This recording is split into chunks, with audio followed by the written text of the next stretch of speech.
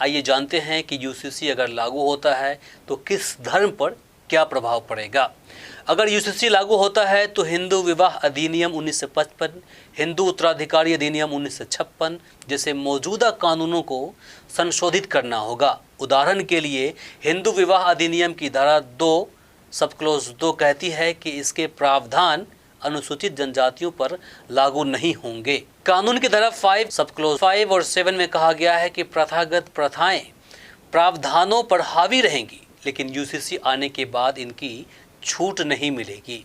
मुस्लिम personal application act 1937 में कहा गया है कि शरीयत या इस्लामी कानून के तहत शादी, तलाक और भरण पोषण लागू होगा, लेकिन अगर यूसीसी आता है तो शरीयत कानून के तहत तय विवाह की न्यूनतम उम्र बदली जाएगी और बहुविवाह जैसी प्रथाएं खत्म हो जाएंगी। सिखों की शादी संबंधित कानून 1909 के आनंद विवाह अधिनियम के अंतर्गत आते हैं। हालांकि इसमें तलाक का कोई प्रावधान नहीं है। ऐसे में तलाक के लिए उन पर हिंदू विवाह अधिनियम लागू होता है, लेकिन अगर यूसीसी आता है तो एक सामान्य कानून सभी समुदाय पर लागू होने की संभावना है। ऐसे में आनंद विवाह अधिनियम भी खत्म हो सकता है। पारसी विवाह और तलाक अधिनियम 1936 में प्रावधान है कि जो भी महिला किसी अन्य धर्म के व्यक्ति से शादी करती है वह पारसी रीति रिवाजों के सभी अधिकार खो देंगी, लेकिन यूसीसी आने पर यह प्रावधान समाप्त हो जाएगा।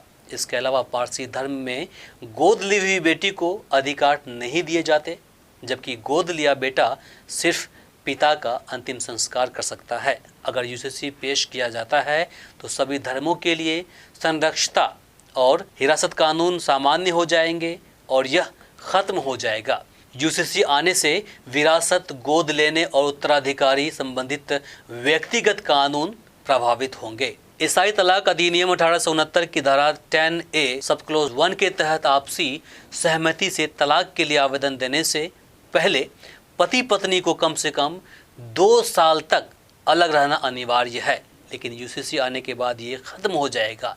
इतना ही नहीं, 1925 का उत्तराधिकारी अधिनियम ईसाई माताओं को उनके मृत बच्चों की संपत्ति में कोई अधिकार नहीं देता है।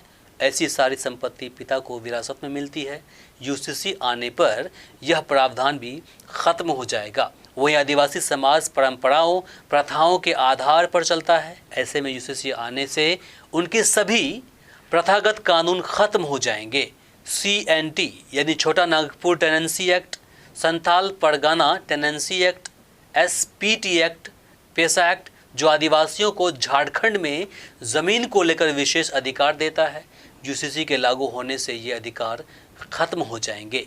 यूसीसी के लागू होने से पूरे देश में विवाह, तलाक, विभाजन, गोद लेने, विरासत और उत्तराधिकारी एक समान हो जाएगा। ऐसे में महिलाओं को संपत्ति का समान अधिकार मिल जाएगा। ऐसे में अगर कोई गैर आदिवासी एक आदिवासी महिला से शादी करता है तो उसकी अगली पीढ़ी की महिला को ज़मीन का अधिकार मिलेगा।